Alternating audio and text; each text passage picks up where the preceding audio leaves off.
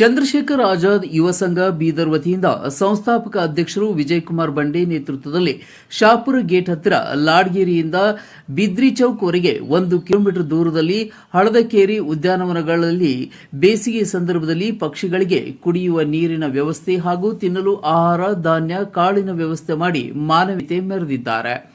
ಅಲ್ಲಲ್ಲಿ ಪ್ಲಾಸ್ಟಿಕ್ ಬುಟ್ಟಿಗಳನ್ನು ಮರಗಿಡಗಳಿಗೆ ನೇತು ಹಾಕಿ ನೀರು ಹಾಗೂ ಧಾನ್ಯಗಳನ್ನು ತುಂಬಿಸಿದ್ದಾರೆ. ನಾವು ಮನುಷ್ಯರು ಬೇಸಿಗೆಯಲ್ಲಿ ನೀರಿನ ವ್ಯವಸ್ಥೆ ಮಾಡಿಕೊಳ್ಳುತ್ತೇವೆ. ಅದೇ ರೀತಿ ಮಾತು ಬರದ ಮೂಕ ಪ್ರಾಣಿ ಪಕ್ಷಿಗಳಿಗಾಗಿ ಕುಡಿಯಲು ನೀರಿನ ವ್ಯವಸ್ಥೆ ಮಾಡಿ ಈ ಮೂಲಕ ಪ್ರಾಣಿ ಪಕ್ಷಿಗಳ ಉಳಿವಿಗೆ ಸಹಕರಿಸಿ ಎಂದು ವಿಜಯಕುಮಾರ್ ಬಂಡೆ ಸಂಸ್ಥಾಪಕ ಅಧ್ಯಕ್ಷರು ಮಾತನಾಡಿ ತಿಳಿಸಿದರು.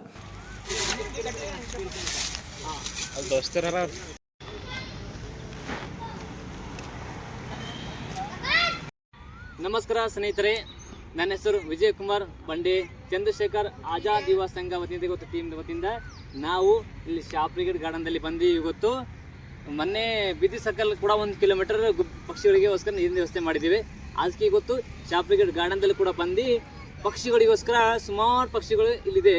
ಒಂದು ನೀರಿನ ವ್ಯವಸ್ಥೆ ಮಾಡಬೇಕು ಪಕ್ಷಿಗಳಿಗೋಸ್ಕರ, ಕುಡಿಯೋಕ್ಕೋಸ್ಕರ. ಯಾಕಂದರೆ ಬೇಸಿಗೆ ದಿನ ಇದೆ, ಪಕ್ಷಿಗಳಿಗೆ ಭಾಳ ಒಂದು ಸಮಸ್ಯೆಗಳು ಇರ್ತಾವೆ. ಯಾಕಂದರೆ ನಾಲಿ ನೀರು ಅಥವಾ ಒಳಚಂಡೆ ನೀರು ಒಣಗ್ತಾವೆ ಬೇಸಿಗೆ ದಿನದಲ್ಲಿ.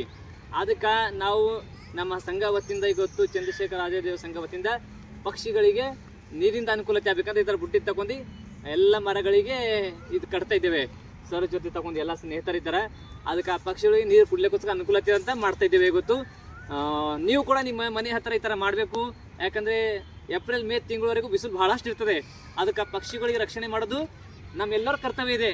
ಅದಕ್ಕೆ ನಾವೆಲ್ಲರೂ ಇತ್ತೀಚೆಗೆ ಪಕ್ಷಿಗಳು ಕಡಿಮೆ. ಇನ್ನು ಈ ಸಂದರ್ಭದಲ್ಲಿ ಹರೀಶ್ ವರ್ಧನ್, ಸುರೇಶ್ ಎಲ್ಕ್ಲೇಕರ್, ರೋಹನ್ ರಾಜ್, ವಿಜಯ್ ಕುಮಾರ್ ಶಾಪೂರ್ ಗೇಟ್ ಇದ್ದರು. ರೋಹನ್ ಮನೋಹರ್, C9 ಕನ್ನಡ, ಬೀದರ್.